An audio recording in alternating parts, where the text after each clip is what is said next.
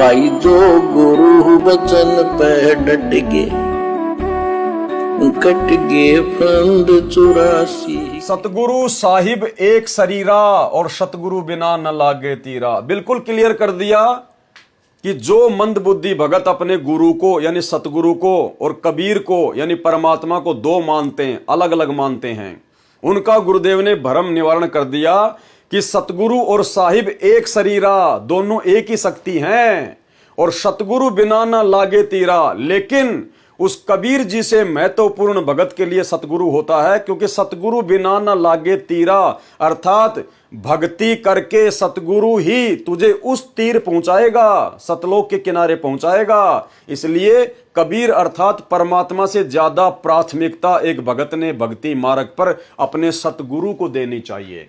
सतगुरु साहिब एक शरीरा और सतगुरु बिना न लागे तीरा, यानी सतगुरु के बिना बात नहीं बनेगी।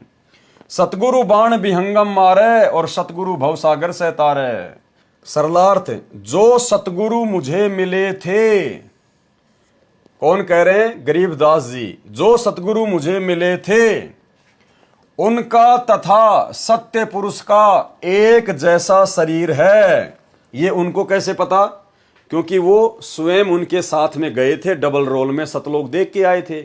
इसलिए गरीबदास जी वास्तविकता बता रहे हैं कि पिछली पीढ़ी के भक्तों, संत रामपाल जी से नाम दीक्षा लेने के बाद इस भ्रम में मत डोलना कि सतगुरु अलग है और कोई कबीर अलग है। कहते मैं अपनी आंखों से जाकर देख के आया हूं। और आदरणीय गरीबदास जी कहते हैं कि हम देखा सो सांच है और सकल परपंच, यानी मैंने जो अपनी आंखों से जाकर सतलोक में देखा वो सत्य है, बाकी सब झूठ है। तो क्या कह रहे हैं? जो सतगुरु मुझे मिले थे उनका तथा सत्य पुरुष का एक जैसा शरीर है, अर्थात परमात्मा नर आकार है। नर आकार यानी नर आकार, नर यानी मनुष्य, इंसान जैसा है। अब एक चीज आपने गौर की होगी भाई और बहनों, यहां पर एक शब्द है मैं। ये मैं शब्द यहां पर क्यों लिखा गया है, जबकि इस मैं शब्द का तो इस लाइन में कोई जिक्र ही नहीं है। देखो क्या है, सतगुरु साहिब एक शरीरा और सतगुरु बिना न लागे तीरा। तो वाणी का क्या अर्थ है? जो सतगुरु मुझे मिले थे उनका तथा सत्य पुरुष का एक जैसा शरीर है। अगर आप इस मैं शब्द को साथ में लोगे तो ये वाणी समझ में नहीं बैठेगी। जो सतगुरु मुझे मिले थे, मैं उनका तथा सत्य पुरुष का एक जैसा शरीर है। तो ये मैं शब्द लिखने वाला कौन है? इस वाणी का सरलार्थ कौन कर रहा है? इस वाणी का अनुवाद कौन कर रहा है? सतगुरु रामपाल जी परमेश्वर। तो यहां सतगुरु रामपाल जी परमेश्वर अपने लिए लिख रहे मैं कि जो सतगुरु मुझे मिले थे, मैं उनका तथा सत्य पुरुष का यानी संत रामपाल जी का तथा सत्य पुरुष का एक जैसा शरीर है।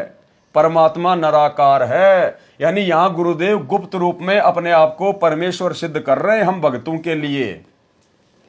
तथा जो काशी में जुलाहा कबीर नाम से प्रसिद्ध है वो कौन था? कह रहे मैं था वो संत रामपाल। वही स्वयं सत्य पुरुष साहिब है। कौन? मैं।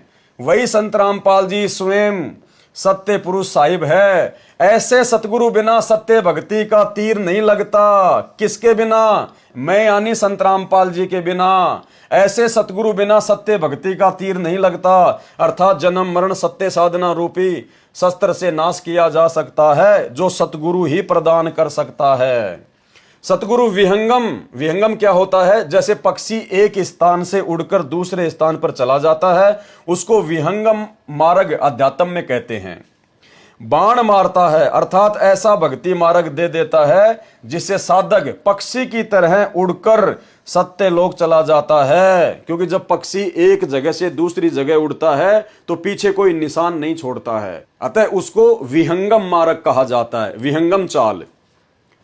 तो क्या कह रहे हैं? अर्थात ऐसा भक्ति मार्ग दे देता है जिससे साधक पक्षी की तरह उड़कर सत्य लोक चला जाता है। इस विधि से सतगुरु जीव को संसार सागर से पार कर देता है। भाई जो गुरु बचन पे डट गे, कट गे फंद 84 के, कट गे फंद 84 के, कट गे फंद 84 के।